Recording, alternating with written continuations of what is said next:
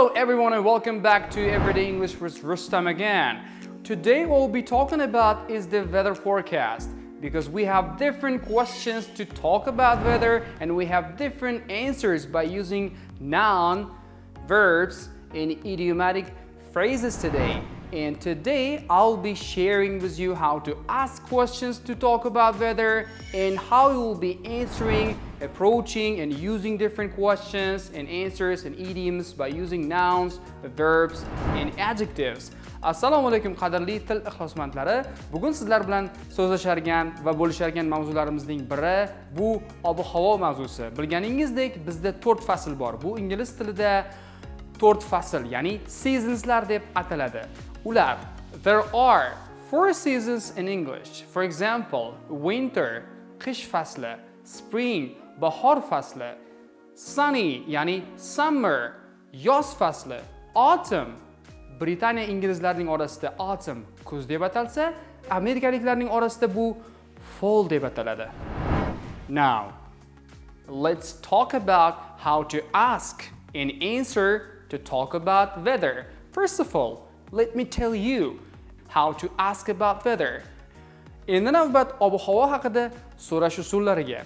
Siz agarda biror bir insondan ob-havo qanday yoki ob-havo qanday bo'ldi savollarini bermoqchi bo'lsangiz, buni yo'li juda ham oddiy. Ya'ni, what's the weather like? What's the weather like? Bu qisqartirmalari. Agarda sekinlashtirib aytadigan bo'lsak, what is the weather like? What is the weather like? Buning javobi ham oddiy. Birinchisi, the weather is warm. The weather is warm, ya'ni ob-havo iliq yoki it pronounce-ni ishlatib. It is warm. It is warm. O'tgan zamonda ob-havo haqida so'ramoqchi bo'lsangiz, buni yo'li juda ham oson. Ya'ni, what was the weather like? What was the weather like? Javob esa, the weather was warm. The weather was warm. Yoki, it was warm. It was warm. Agar bizlar fe'llarni ishlatmoqchi bo'lsangiz, yomg'ir yog'di, qor yog'di. Buni ham yo'li juda ham oson. Ya'ni, it rained yesterday. It rained ed yesterday. Kecha yomg'ir yog'di. Kecha yomg'ir yog'di. Hozir yomg'ir yog'ayotgan bo'lsa, it is raining. It is raining. Qaytaramiz. It is raining. Kelajakda, misol uchun ertaga, it will rain tomorrow. It will rain tomorrow. It will fe'l, ya'ni there yoki ot sifatida ishlatadigan bo'lsak, buni ham yo'li juda ham oson. There will be rain tomorrow. There will be rain tomorrow. Hozir, there is rain now. There is rain now. O'tgan zamonda esa, there was rain yesterday. There was rain yesterday. Now it's time to talk about adjectives to give description how the weather is like. So we have different adjectives, especially in beautiful white weather as we call winter. For example, if we talk about cold weather, we have different adjectives. For example, freezing, chilly, bitterly cold, frosty, icy. But if we are going to talk about and use some verbs, so in that case we have 4 different options to talk about weather. For example, to hail, to snow, to sleet, to freeze. Bizda ba'zi bir fe'llar borki, qor yog'ishini yoki do'l aralash qor yog'ishini yoki yomg'ir aralash qor yog'ishini ta'sirlab beradigan fe'llarimiz bor. Bular bizlarda to sleet, to hail agar qor yog'ishi bo'lsa, to snow. Endi navbat ajoyib bo'lgan, hammaga manzur bo'lgan bahor havosi haqida. Now it's time for us to talk about spring, and we have some adjectives to describe this greeny, beautiful weather. For example, if there is rain and if it's cool, you like it, you kind of like it. So how can you describe this? Easy. You may talk about like it's cool, mild, breezy. But if there is heavy rain, agar yomg'ir sharros quysa, bu bizda ba'zi chiroyli iboralar bilan qo'llanadi. Ya'ni it rain cats and dogs. It rain cats and dogs. Chiroyli, shunday emasmi? Yoki it backed down. It backed down. Yomg'ir sharros chelaklab quydi. It backed down.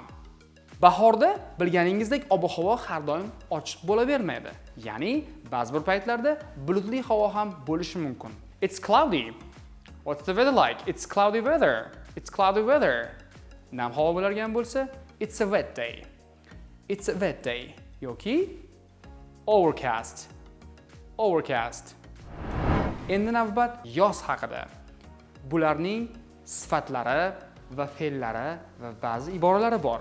Misol uchun, if you're going to talk about adjective like hot day, it's very hot, or it's even boiling hot, scorching hot, scorching, juda ham issiq, qaynatadigan darajada issiq, yoki quyoshli kun. It's a sunny day. It's a sunny day. Yoki shunchaki ob-havo ochiq bo'lsa, it's clear ham deb atash mumkin. Issiqni o'zi bizda ingliz tilida heat deb nomlanadi. Ba'zi fe'llarimiz esa agar quyosh charaqlab turgan bo'lsa, the sun is shining. To shine.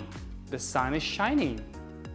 Agar quyosh charaqlab turgan bo'lsa, shunchaki the sun shines yoki the sun is shining.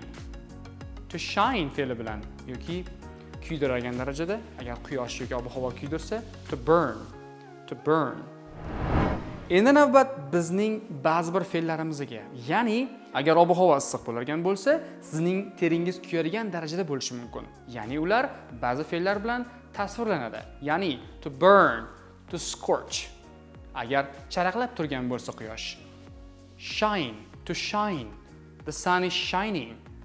Agar tanangiz quyoshda tovlansa va ular jigarrang tusga kirgisa, bizlarda ba'zi iboralar bilan bular tasvirlanadi.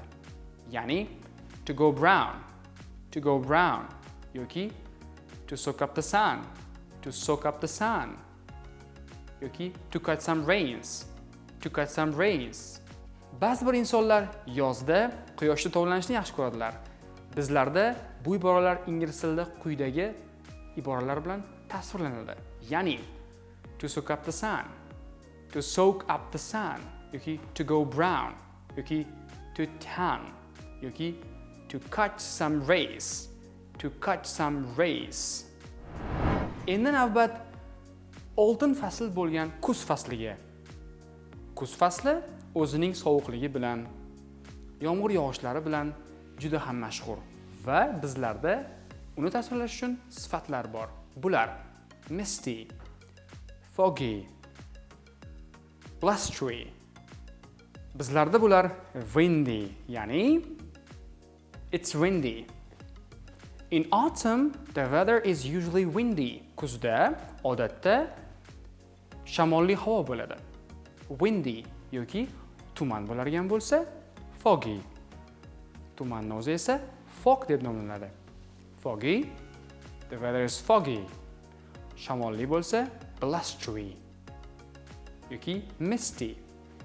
Agar qattiq shamol ovoz chiqarib bo'ladigan bo'lsa, to howl yoki to bowl.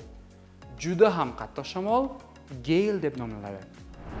This is all I was going to teach you today, and I hope you understood it well. And I hope now you understand how to ask about weather and how to answer by using all I've taught you. I hope you will write me down right in the boat by using different adjectives and nouns to talk about weather, the places where you are in now. Bugun sizlar bilan bo'lishmoqchi bo'lgan mavzularim quyidagilardan iborat edi. Bugundan boshlab umid qilamanki, sizlar ob-havo haqida so'rash va unga qanday qilib javob berishni o'zlashtirdingiz. Homeworklar bu manzilga hozir sizlar bo'lgan joyingizdagi ob-havo qandayligini tasvirlab yozishingizni so'rayman. Ko'rishguncha. See ya!